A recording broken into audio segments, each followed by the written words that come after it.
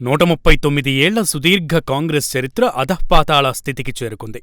ప్రపంచంలోనే అతిపెద్ద, అతి పురాతన పార్టీల్లో కాంగ్రెస్ ఒకటి. 1885 డిసెంబర్ 28న స్థాపించిన కాంగ్రెస్ పార్టీ పునాదులు ఒక్కొక్కటిగా కూలిపోతున్నాయి. ఉమేష్ చంద్ర ముఖర్జీ, ఆర్సీ దత్, దాదాబాయి నౌరోజీ, సరోజినీ నాయుడు, అనీ బీసెంట్, జవహర్లాల్ నెహ్రూ, ఇందిరాగాంధీ, పివి నరసింహారావు వంటి మేధావులు హేమీలు ఏలిన కాంగ్రెస్ పార్టీకి ఇప్పుడు గడ్డు పరిస్థితి ఎదురైంది. తాజాగా ఆ పార్టీ జాతీయ నేత రాహుల్ గాంధీ చేసిన వ్యాఖ్యలు కాంగ్రెస్ వాస్తవ పరిస్థితికి అద్దం పడుతోంది.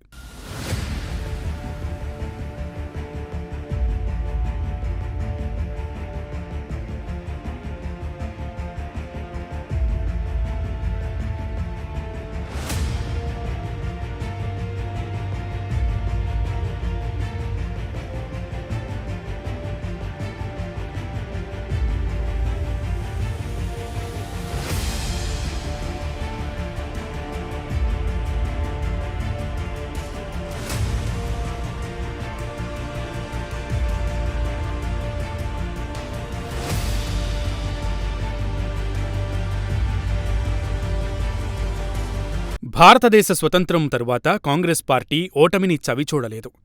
స్వతంత్రం వచ్చిన 15 సాధారణ ఎన్నికల వరకు కాంగ్రెస్ పార్టీ భారత్ను పాలించింది. అందులో 6 ఎన్నికల్లో సొంతంగా ప్రభుత్వం ఏర్పాటు చేయగా 4 సార్లు సంకీర్ణ ప్రభుత్వాల ద్వారా అధికారంలోకి వచ్చింది. అంటే కేంద్రంలో 49 సంవత్సరాల పాటు కాంగ్రెస్ పరిపాలించింది. అయితే 2014 ఎన్నికల్లో బీజేపీ నేతృత్వంలోని ఎన్డీఏ కూటమి అధికారంలోకి రాగా 2019 ఎన్నికల్లోనూ ఆ పార్టీయే విజయం సాధించింది. ప్రస్తుతం 2024లో కూడా మరోసారి బీజేపీ నేతృత్వంలోని ఎన్డీఏ కూటమియే విజయం సాధిస్తుందని అన్ని సర్వేలు తేల్చేశాయి. దీంతో దేశంలో కాంగ్రెస్ పార్టీ రూపురేఖలే లేకుండా పోయాయి.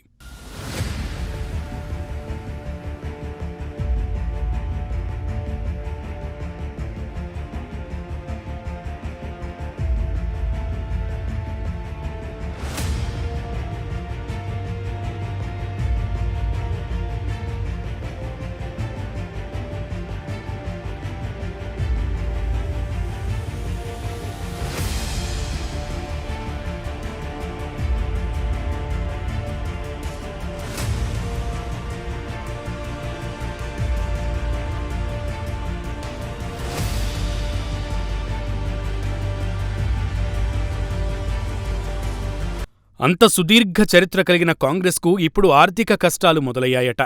ఆ పార్టీ ఆర్థిక ఇబ్బందులను ఎత్తిచూపుతూ పార్టీ ఖాతాలన్నీ ఫ్రీజ్ చేశారంటూ రాహుల్ గాంధీ చెప్పుకొచ్చారు.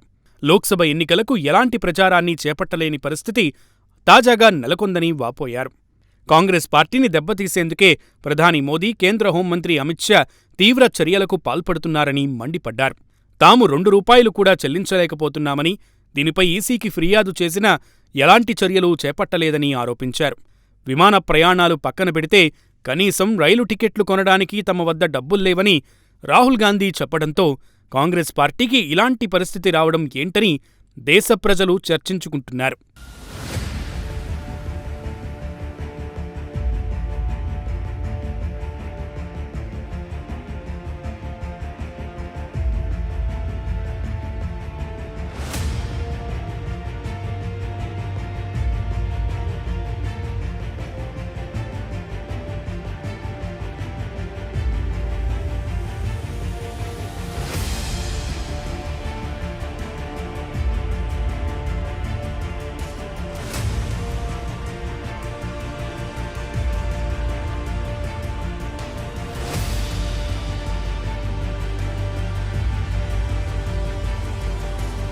వాస్తవానికి ఈ ఏడాది ఫిబ్రవరిలో కాంగ్రెస్ పార్టీకి చెందిన 4 ప్రధాన బ్యాంకు ఖాతాలను ఆదాయపు పన్ను శాఖ సీజ్ చేసింది. కాంగ్రెస్ పార్టీ 2018-19 ఆర్థిక సంవత్సరానికి గాను 210 కోట్ల ఆదాయపు పన్ను బకాయి ఉన్నట్లు పేర్కొంది. అయితే ఎన్నికల ప్రచారానికి 2 నెలల ముందు కాంగ్రెస్ పార్టీ బ్యాంకు ఖాతాలను ఫ్రీజ్ చేశారని, ఇది కావాలనే కుట్రపూరితంగా తీసుకున్న చర్య అని రాహుల్ గాంధీ ఆరోపిస్తున్నారు. ఇది కాంగ్రెస్ పార్టీపై క్రిమినల్ చర్య అని, ప్రధాని, హోంమంత్రి చేసిన నేరపూరిత చర్య అని రాహుల్ గాంధీ తీవ్రస్థాయిలో ధ్వజమెత్తారు.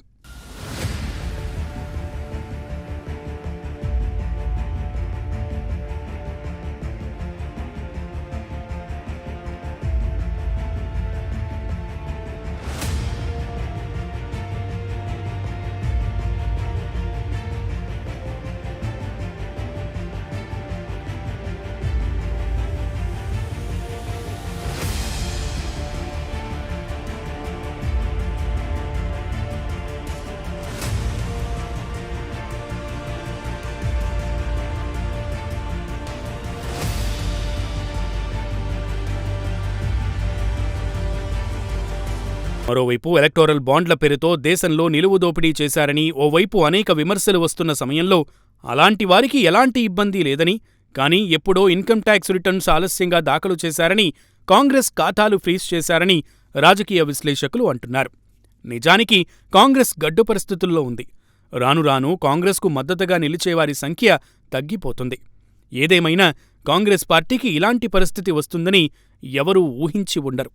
కాంగ్రెస్కు పూర్వ వైభవం ఎలా వస్తుందో రాదో అంచనా వేయడం కూడా కష్టంగా మారిందనే చెప్పాలి.